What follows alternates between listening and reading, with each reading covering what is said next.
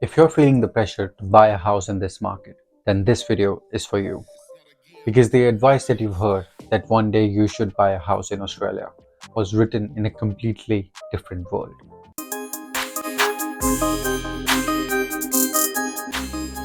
Today, let's cut through the noise. I'll give you 3 arguments on why you should buy a property and 3 arguments on why you shouldn't.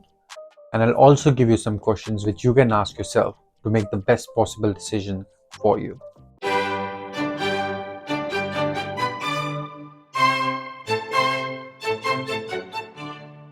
See, early migrants like your cousins, uncles, and your family friends came to Australia 15 20 years ago. They bought when one decent income could support a family, when houses were relatively attainable, not stretched to the breaking price levels we see today, when settling down didn't feel like a competitive sport. Every migrant starts from zero, but the Australia that they walked into is completely different to the ground reality that is today.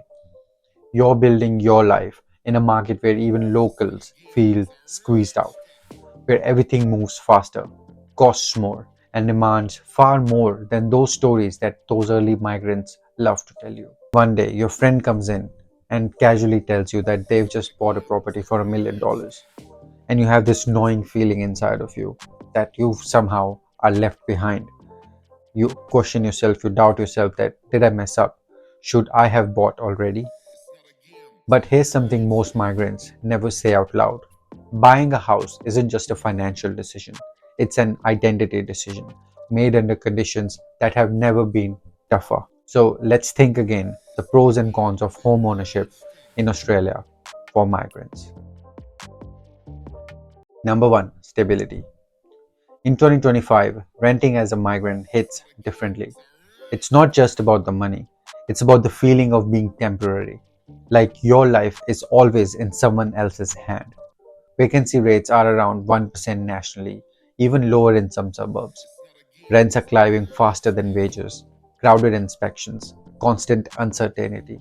Every time your lease ends, you wonder, will they increase my rent again? Will they sell? Will I have to move out again? Buying feels like for the first time since you've come here that you can finally exhale. A place you can't be kicked out of, a place you control, a place that feels that it's actually yours. But here's the truth we rarely sit with. A lot of us think that buying a house will finally make us feel like we belong here, like Australia will finally feel like home.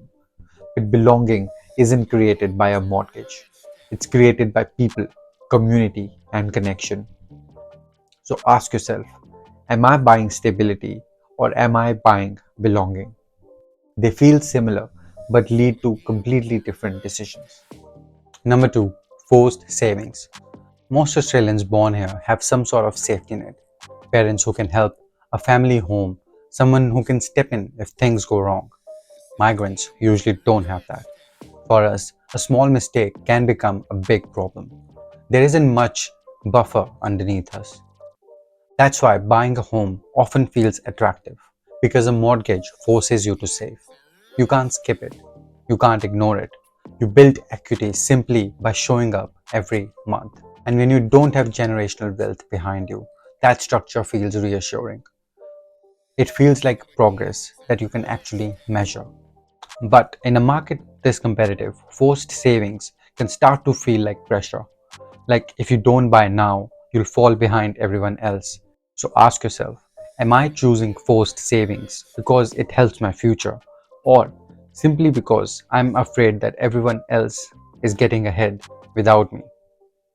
One comes from intention and the other comes from panic. Number three, long term appreciation. Everyone firmly believes in some version of this.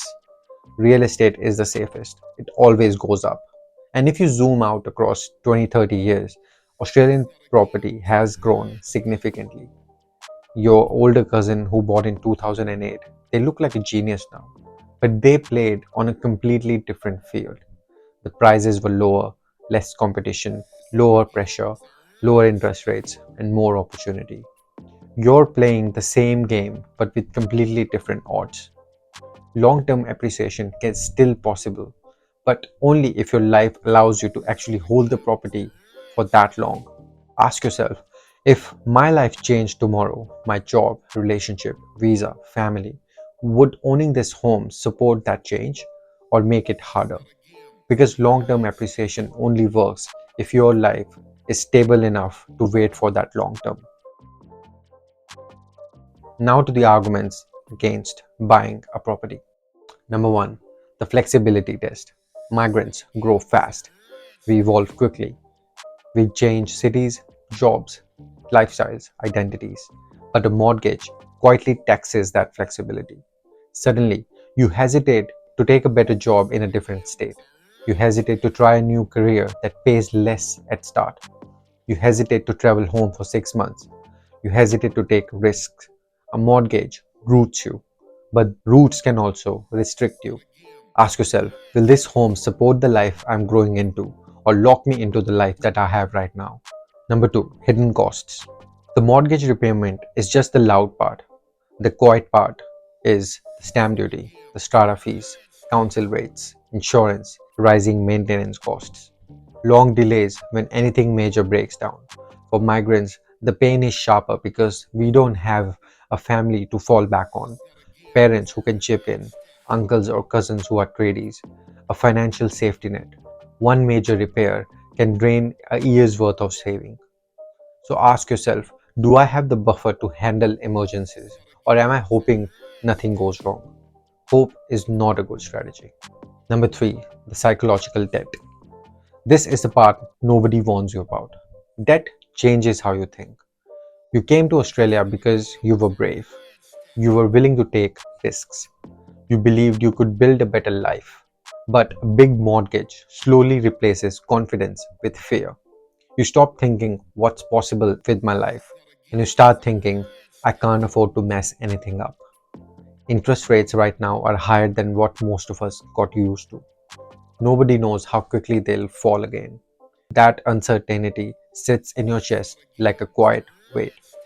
Ask yourself, am I making this decision from confidence or just fear from being left behind? Fear based decisions rarely age well. Buying makes emotional sense, renting makes practical sense. Both feel right and both feel wrong. Just because earlier migrants gave us a story doesn't mean we have to follow them. We're balancing cultural expectation, older migrant success stories, your own life goals, and a housing market that isn't built for newcomers anymore. No wonder this decision feels heavy. Here's what I've learned: a house is just a structure, but it becomes a symbol of something everyone wants: belonging, security, stability, and respect. Symbols are powerful, but symbols can also trap you. So ask yourself honestly, in 10 years, which life feels true to who I want to become? Owning a home and knowing exactly where I'll be, or staying flexible and letting the opportunity shape my path? Not which option looks successful, not which impresses earlier migrants, not which avoids awkward conversations, which one will actually feel like your life. Because the best financial decision is the one that you can fully live inside of, not the one society pressures you into. If this hit something in you, tell me in the comments. Are you leaning towards buying or staying open? Think about it before you go to sleep tonight.